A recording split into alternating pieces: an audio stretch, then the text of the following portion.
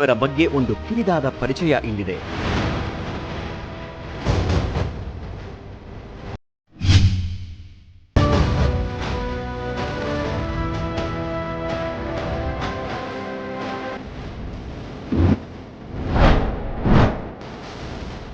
ಶ್ರೀಯುತ ರವಿಕೃಷ್ಣ ರೆಡ್ಡಿ, ಊರು ಬೆಂಗಳೂರಿನ ಆನೇಕಲ್ ತಾಲೂಕಿನ ಬೊಮ್ಮಸಂದ್ರ. ಹುಟ್ಟಿದ್ದು 1974 ಜುಲೈ 14ರಂದು. ಇವರದ್ದು ರೈತಾಪಿ ಕುಟುಂಬ. ತಂದೆ ಕೃಷ್ಣಾರೆಡ್ಡಿ, ತಾಯಿ ರಾಮಕ್ಕ. ತಂದೆ ಕೃಷ್ಣಾರೆಡ್ಡಿಯವರು ಸಾಮಾನ್ಯ ಗ್ರಾಮ ಲೆಕ್ಕಿಗರಾಗಿದ್ರು. ಎಳ್ಳಷ್ಟು ಭ್ರಷ್ಟಾಚಾರವಿಲ್ಲದೆ ಬೆಟ್ಟದಷ್ಟು ಪ್ರಾಮಾಣಿಕತೆಯಿಂದ ಉದ್ಯೋಗ ನಿರ್ವಹಿಸಿದವರು. ಮನೆಯೇ ಮೊದಲ ಪಾಠಶಾಲೆ ಅನ್ನುವ ಮಾತು ರವಿಕೃಷ್ಣಾರೆಡ್ಡಿ ಅವರಿಗೆ ಅನ್ವಯ ಆಗುತ್ತೆ. ಯಾಕಂದ್ರೆ ಓದಿನ ಜೊತೆ ಜೀವನದ ಹಾಗೂ ದುಡಿಮೆಯ ಮೌಲ್ಯವನ್ನ ಮನೆ ಇವರಿಗೆ ಕಲಿಸಿಕೊಡ್ತು.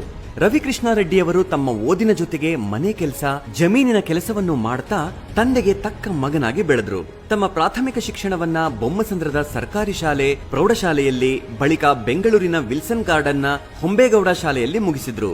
ನಂತರ ಬಸವನಗುಡಿಯ ವಿಜಯ ಕಾಲೇಜಿನಲ್ಲಿ ಪಿಯುಸಿ ಮಾಡಿದ್ರು. ವಿಶ್ವೇಶ್ವರಯ್ಯ ಕಾಲೇಜಿನಲ್ಲಿ ಕಂಪ್ಯೂಟರ್ ಸೈನ್ಸ್ ನಲ್ಲಿ ಬಿಇ ಮುಗಿಸಿ ಇದೇ ಕಾಲೇಜಿನಲ್ಲಿ ಎಂಟೆಕ್ ಮಾಡಿದ್ರು. ಓದು ಮುಗೀತು, ಮುಂದೇನು ಅನ್ನುವಾಗ್ಲೇ ಇವರನ್ನ 1999ರಲ್ಲಿ ಮೋಟೋರ್ಲಾ ಕಂಪನಿ ಕೈ ಬೀಸಿ ಕರೀತು. 1 ವರ್ಷ ಬೆಂಗಳೂರಿನಲ್ಲೂ ಮತ್ತೊಂದು ವರ್ಷ ಹೈದರಾಬಾದ್ನಲ್ಲೂ ಕೆಲಸ ಮಾಡಿದ್ರು. ಬಳಿಕ ಅಮೆರಿಕದ ಕ್ಯಾಲಿಫೋರ್ನಿಯಾದಲ್ಲಿ ಕೆಲಸ ಮಾಡಿದ್ರು. ಇದೇ ವೇಳೆ 2003ರಲ್ಲಿ ಸುಪ್ರಿಯಾ ಅವರೊಂದಿಗೆ ಮದುವೆ ಆದ್ರು.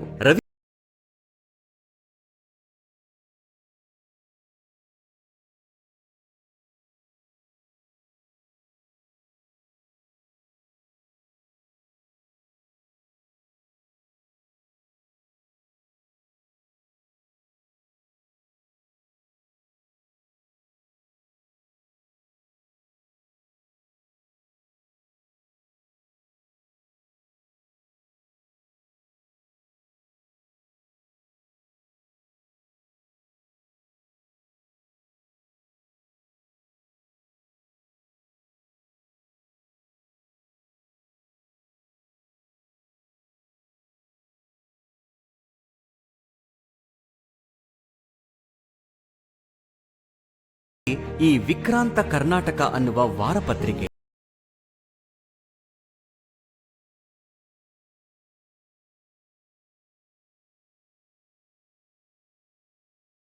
ವರ್ಷಗಳ ಕಾಲ ತಮ್ಮ ಸ್ವಂತ ಹಣದಲ್ಲಿ ಮುನ್ನಡೆಸಿದ್ರು ರವಿಕೃಷ್ಣಾರೆಡ್ಡಿಯವರು. ನಂತರ ಇವರು 2008ರಲ್ಲಿ 1 ತಿಂಗಳ ರಜೆ ಹಾಕಿ ರಾಜ್ಯಕ್ಕೆ ಆಗಮಿಸಿದ್ರು. ರಾಜ್ಯದ ಜನರಿಗೆ ರಾಜಕೀಯದ ಅರಿವು ಮೂಡಿಸೋ ಸಲುವಾಗಿಯೇ ರಾಜಕಾರಣದಲ್ಲಿ ಮೌಲ್ಯಾಗ್ರಹ ಅನ್ನೋ ಹೆಸರಿನಲ್ಲಿ 3 ದಿನ ಉಪವಾಸ ಸತ್ಯಾಗ್ರಹ ಕೈಗೊಂಡ್ರು. ನಂತರ ಸಾಂಕೇತಿಕವಾಗಿ ಬೆಂಗಳೂರಿನ ಜಯನಗರ ವಿಧಾನಸಭಾ ಕ್ಷೇತ್ರದಿಂದ ಪಕ್ಷೇತರ ಅಭ್ಯರ್ಥಿಯಾಗಿ ಚುನಾವಣೆಯಲ್ಲಿ ಸ್ಪರ್ಧಿಸಿದ್ರು. ಗೆಲುವು ದಕ್ಕದೇ ಇದ್ರೂ ಹೋರಾಟದ ಛಲ ಕಡಿಮೆ ಆಗಲಿಲ್ಲ. ಬದಲಿಗೆ ಮತ್ತಷ್ಟು ಹೆಚ್ಚಾಯಿತು. ಕರ್ನಾಟಕದಲ್ಲಿ ಎಲ್ಲವೂ ಸರಿಯಿಲ್ಲ. ರಾಜಕಾರಣ ಹಳ್ಳ ಹಿಡಿದಿದೆ. ಸರ್ಕಾರಿ ಆಡಳಿತ ಯಂತ್ರ ಕೆಟ್ಟು ನಿಂತಿದೆ. ಇದನ್ನೆಲ್ಲ ಸರಿಪಡಿಸಬೇಕು ಅಂದ್ಕೊಂಡವರು 2010ರಲ್ಲಿ ಅಮೆರಿಕ ಬಿಟ್ಟು ರಾಜ್ಯಕ್ಕೆ ಬಂದ್ಬಿಟ್ರು. ಕೈ ತುಂಬಾ ಸಂಬಳ, ಕೇಳಿದ ಸವಲತ್ತು ಎಲ್ಲವನ್ನೂ ಬಿಟ್ಟು ತಾಯ್ನಾಡಿಗೆ ಮರಳಿದ್ರು. ಇನ್ನು ಅದು 2011ರ ಮಾತು.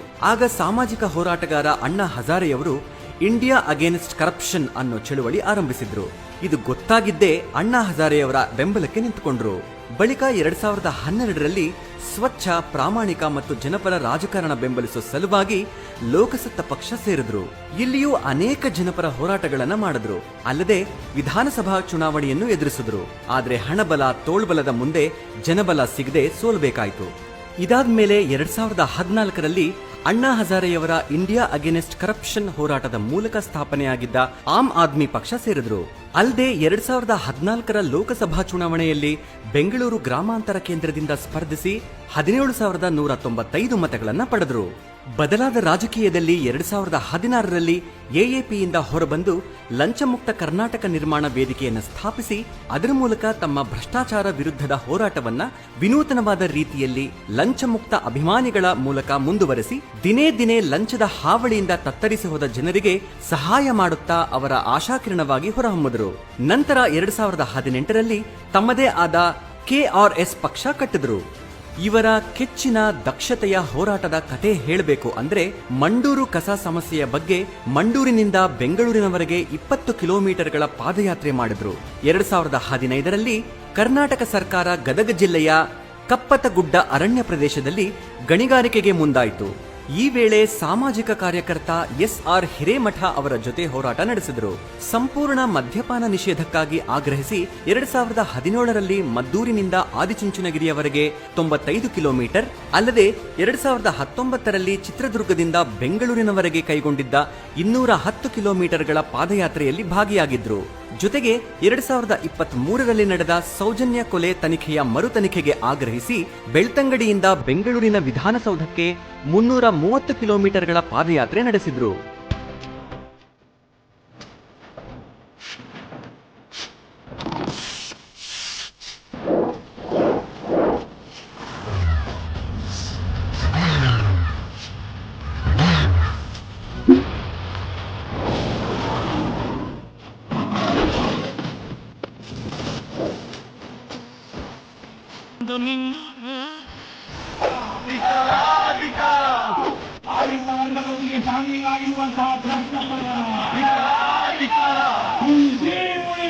ಕನ್ನಡ ಶಾಲೆ ಉಳಿಸಿ, ಕನ್ನಡ ಶಾಲೆ ಉಳಿಸಿ. 2018ರ ಕರ್ನಾಟಕದ ವಿಧಾನಸಭಾ ಚುನಾವಣೆಯಲ್ಲಿ ಜಯನಗರ ಕ್ಷೇತ್ರದಿಂದ ಸ್ವತಂತ್ರ ಅಭ್ಯರ್ಥಿಯಾಗಿ ಸ್ಪರ್ಧೆ ಮಾಡಿದ್ರು. ಈ ವೇಳೆ ಚುನಾವಣಾ ಅಕ್ರಮಗಳನ್ನು ವಿರೋಧಿಸಿ ಒಂದು ವೋಟು ಒಂದು ನೋಟು ಅಭಿಯಾನದ ಮೂಲಕ ಸಾರ್ವಜನಿಕರ ದೇಣಿಗೆಯಲ್ಲಿಯೇ ಖರ್ಚು ವೆಚ್ಚಗಳನ್ನು ನಿಭಾಯಿಸಿದ್ರು. ಅದೆಲ್ಲವೂ ಆದ ಬಳಿಕ ಇದೀಗ ತಾವೇ ಸ್ಥಾಪನೆ ಮಾಡಿರುವ KRS ಪಕ್ಷ ಸಂಘಟನೆಯಲ್ಲಿ ತೊಡಗಿಕೊಂಡಿದ್ದಾರೆ. ಪಾರದರ್ಶಕತೆ, ಪ್ರಾಮಾಣಿಕತೆ, ಪ್ರಜಾಪ್ರಭುತ್ವದ ಆಶಯಗಳಿಗೆ ಧಕ್ಕೆ ಬಾರದಂತೆ ಪಕ್ಷವನ್ನ ಮುನ್ನಡೆಸ್ತಾ ಇದ್ದಾರೆ. ತಮ್ಮ ಇಡೀ ಜೀವನವನ್ನೇ ಜನ್ಮಭೂಮಿಯ ಒಳಿತಿಗಾಗಿ ಮೀಸಲಿಟ್ಟ ಈ ಅಪ್ರತಿಮ ದೇಶಭಕ್ತನಿಗೆ 50ನೇ ಹುಟ್ಟುಹಬ್ಬದ ಶುಭಾಶಯಗಳನ್ನು ತಿಳಿಸುತ್ತಾ ಅವರ ಮುಂದಿನ ಜೀವನದ ಹೋರಾಟ ಮತ್ತು ರಾಜಕೀಯ ಹೋರಾಟಗಳಲ್ಲಿ ಯಶಸ್ಸು ಸಿಗಲಿ ಎಂದು ಹಾರೈಸೋಣ.